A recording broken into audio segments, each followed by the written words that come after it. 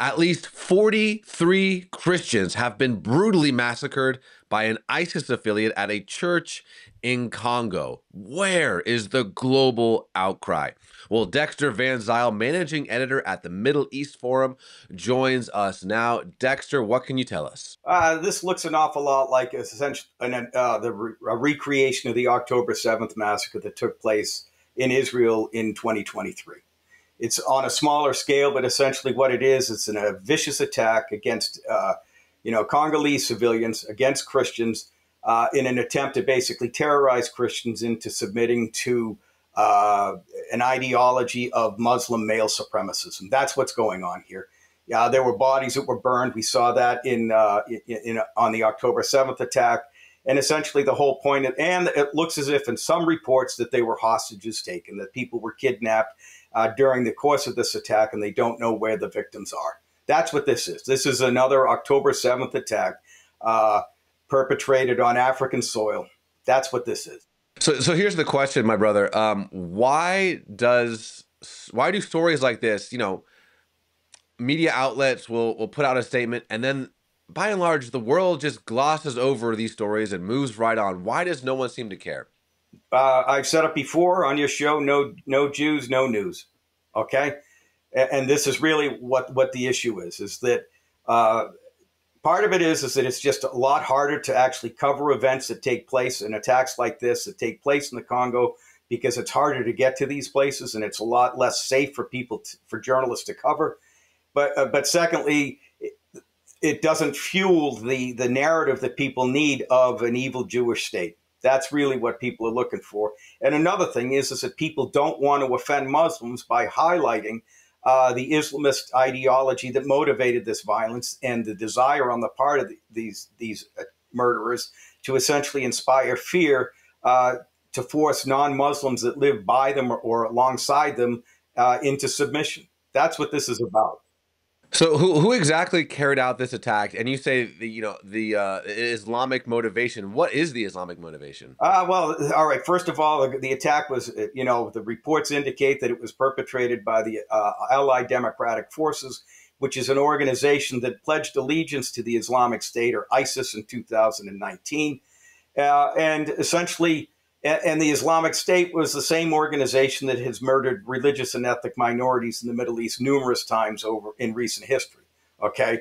And they perpetrated terrible acts of violence in Iraq and Syria. So what's their ideology? That they say that they want to establish an Islamic State.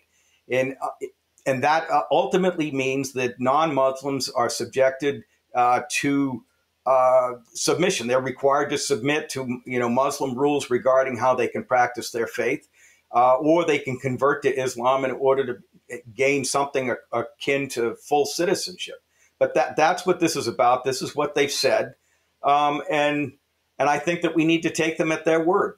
Okay, so this happened at a Catholic church. What has been the response of the Vatican? Well, it took a while, but ultimately the Vatican News, their website, actually did respond and publish an article about the attack.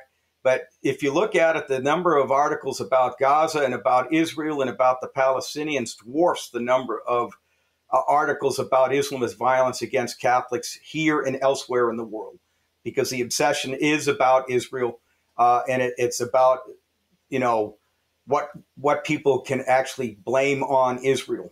Okay, and this can't be blamed on Israel, so they might as well ignore it. Oh. Wow.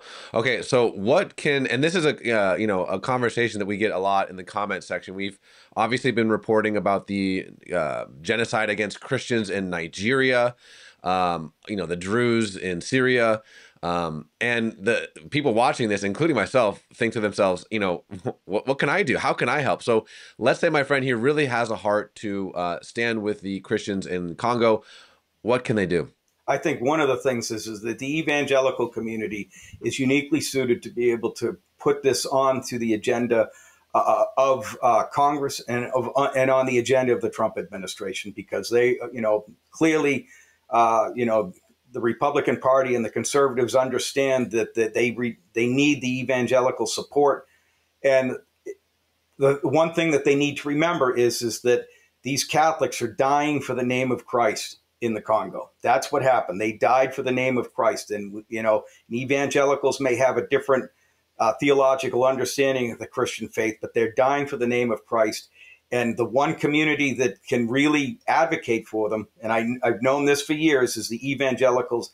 They can get on the horn with their lawmakers and they can say, look, we need to put religious leaders, Islamic leaders on notice about these attacks and tell them that they need to call for them to be stopped immediately. They need to distance themselves from Islamist ideology, and they need to essentially maybe even help the DRC defend its eastern border. And that would be up to the national security types. But that would be, we have to tell Tshisekedi, look, you have to protect your citizens in this part of the country.